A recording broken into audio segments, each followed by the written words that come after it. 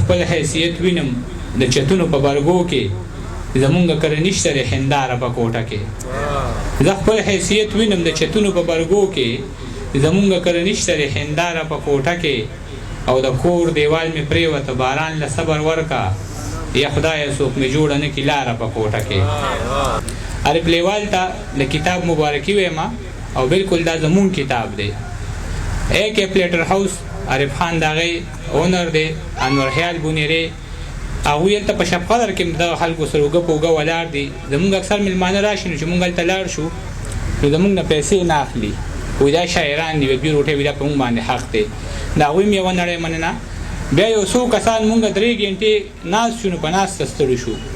یو څو کسان داسې دي چې هغه دلته ولاړ دي چې په ولاړه به هغوی څنګه ستړي شوي وي. په هغې کې یو یاسر رور دی، یو فطرت دی، یو امیر دی. د دغه هم ډېره زیاته مننه کوو. نور چې کوم د میډیا د ملګري مالې نومونه نه راځي، دا پروګرام به نورو مسافرو ملګرو ته چې رسي د دوی په وجه باندې به رسي، نو دوی هم ډېره زیاته مننه کوو. او زه سهار راتلم نو زما صادرون دوکان د کارخانې ته لاړم، نو ما سره خپل صادر و، خو هغه ډېر زوړ و. نو ما ته هغه هلک وویل چې تا له به صادر در کوم و دا و په اوږه وړې. د هغه هلک نوم د سحال شال په نوم باندې هغوی دغه او ته ثوابۍ ته روان یو چې تا سره یو قیمتي صادر وي. په ثوابۍ باندې خلک دومره مین دي. مونږ هم ډېر زیات خوشحاله یو. بالکل ثوابۍ نیازک له ذکر وکړو زمونږ دویم کور دی، خو دلته دا وخت مختصر دی، ملګري به تنګ شوي وي. او په برخه مو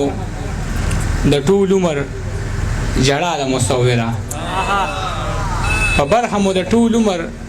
جړا د مصوره تصویر کې جوړه کړې د خندا د مصوره. په برخه مو د ټول عمر جړا د مصوره تصویر کې جوړه کړې د خندا د مصوره. او د مور په غېږ کې اوږې ماشوم رپي د یخنۍ نه، په دې تصویر د کړې انتها د مصوره. د مور په غېږ کې اوږې ماشوم رپي د یخنۍ نه، په دې تصویر د کړې انتها د مصوره. دا څوک چې د لوټ شوي کور په ور کې څوکیدار دی، د غل سره د دې سړي سلا د مصوره. دا څوک چې د لوټ شوي کور په ور کې څوکیدار دی، د غل سره د دې سړي سلا د مصوره. او په منځ د بلاګانو کې مې ښکلي تصویر جوړ کا زما سره د خپلې مور دعا د مصوره. په منځ د بلاګانو کې مې ښکلي تصویر جوړ کا زما سره د خپلې مور دعا د مصوره. په ځان یې پروا نشته دی، ساتي د خلکو زړونه، بس دا د لیوني عجز ګناه د مصوره. او دغه کم ملګري چې په روډ باندې دغه پروګرام حفاظت ته ولاړ دي، هغوی ته یې دغه شعرونه ډالۍ وي چې د ګودر سر وې چینار را سره غم دی، د دې خپل لوټ شوي ښار را سره غم دی. او پینټ پتنون مې د حجرې مخې ته ګرځي، د پټکي او د دستار را سره غم دی. پینټ پتنون مې د حجرې مخې ته ګرځي، د پټکي او د دستار را سره غم دی. د پښتون د وینې ذکر پکې نشته، خرڅ په نشي د اخبار را سره غم دی. د پښتون د وینې ذکر پکې نشته، خرڅ په نشي د اخبار را سره غم دی. او محافظ مې هم محفوظ نه دی یارانو، د بېوسه څوکیدار را سره غم دی. محافظ مې هم محفوظ نه دی یارانو، د بېوسه څوکیدار را سره غم دی. او د بارانه کږه شیبه وه ما ته اوس هم یاد شي، زمونږ کچه غوندې کوټه وه ما ته اوس هم یاد شي. او چې وسیلې شوه ما به وی چېرته را پرې نه وځي، زمونږ یو ماته دروازه وه ما ته اوس هم یاد شي. او د پیوندونو پکې شمار نه و، یقین دې کېږي زما د مور یو لوبټه وه ما ته اوس هم یاد شي. او د سقاط پیسې نه وې، مولیان ورله نږدې نه راتله، زما د پلار چې جنازه وه ما ته اوس هم یاد شي. او د وړې خور مې د دارو د لاسه ساه ختله، عجزه غېږ کې مې پرته وه ما ته اوس هم یاد شي. او هېڅوک د لاسه نه راکوي یاره په کوټه کې، تصویر ته د سلګۍ وهم بېواره په کوټه کې. او یو خون دی لږ غنم دی 3-4 زاړه کټونه، ته څه ګورې زمونږ کره سالاره په کوټه کې. یو خون دی لږ غنم دی 3-4 زاړه کټونه، ته څه ګورې زمونږ کره سالاره په کوټه کې. زه خپل حیثیت وینم د چتونو په برګو کې زمونږ کره نشته د هنداره په کوټه کې. زه خپل حیثیت وینم د چتونو په برګو کې زمونږ کله نشته د هنداره په کوټه کې او د کور دیوال مې پرېوته باران له صبر ورکا یا خدایه څوک مې جوړه نه کړي لاره په کوټه کې د کور دیوال مې پرېوته باران له صبر ورکا یا خدایه څوک مې جوړه نه کړي لاره په کوټه کې عاجزه دې تکلیف له مې لفظونه پیدا نه کړل چې مور مې راته کلې وي بیماره په کوټه کې دغلته یو ملګری وایي زه د خیبر نه راغلی یم او دغه سورې ولی نه ما ډېر زیات ویلی خو وخت به ضایع شي که وضاحت کومه زه چې زلمی وم او ما به مزدوري کوله دغه وخت زه د شعر لیکلو په چل نه پوهېدم ما به په کلو کې سیکل باندې سکریمان خرڅول چې به د چا د دیوالي سوري ته ودرېدم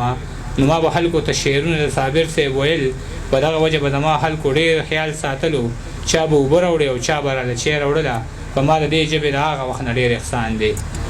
یو ځل یو کلي ته خولې ورننوتم دومره خولې وم چې جامو کې مې وچ تار نه و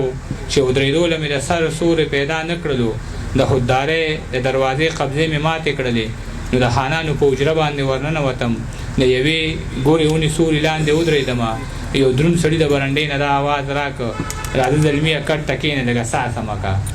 چې کټ کې کښېناستم او ساه مې لږه سمه کړه نو دغه سړی چې د حجرې نه په وتو کې شولو نو د یو ځوان ته اشاره وکړه ورته یې داسې وویې لاړ شه او دله د روټۍ څه بندوبست وکړه هغه روټۍ راوړه او په کټ کې راسره کښېناسته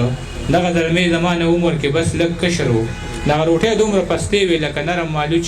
داسې خوشبو د دې روټۍ نه راحته لکه چې چېرته زما د وړې خور وي په لاسونو پخه د یوې پیغلې جینۍ ویر پکې ښکاره درېده ځکه د پاسه پې لامده لامده باڼه پراته وو دا په اور نه وه دا د چا په اسویلو پخه وه زه یې حیران کړم او ما ترې تپوس وکړه ستاسو په کور کې دا روټۍ څوک په مشین پخوي هغه وی نه زمونږ په کور کې ورندار ده زما په سره ګرمۍ کې چې د اور څومره کارونه کېږي نو دا به ټول زما د دغې ورندار په لاس وي او بیا چې ژمي شي یخني راشي او پومه راشي بیا چې په کور کې د اوبو څومره کارونه کېږي هغه به هم زما د دغې ورندار په لاس وي وجود مې وبوږنېده بیا مې ترې تپوس وکړه د دې جینۍ د لاسه کم داسې قصور شوی دی چې موسمونه یې هم ټول د زندګۍ خلاف دي هغه وی دا مې مونږ رور له په سوره کې کړې د دې جینۍ رور زما رور سره په سپو وران شو زما په رور یې د چاکوانو ګزارونه وکړل زما رور مړ شو فیصله په دې خبره وشوه چې یا به تا وژنو او یا به راله خور راکوي هغه پښتون و او پښتو یې داسې وپالله چې په جرګه کې په جار دغه خبره وکړه ما ته څه مه وایې خورجانه مې رضا ده په دې چې د لالا لپاره هر غم ته تیاره یم ما به ترې 2 نوړۍ یا 3 نوړۍ خوړلې وې چې ګوتې مې پاکې کړې او خپې مې کټ نه کوزې کړلې د دغه هر څه نه زما د ویښ ضمیر غوږو ته یو جړغونې شاهنواز راته او دا یې ویل خان او مولا له زیرې ورکې څوک مې بابا له زیرې ورکې د جنګ بلا له زیرې ورکې او زما لالا له زیرې ورکې په سپو مینه زه دې خاورې رې کړمه ډېره مننه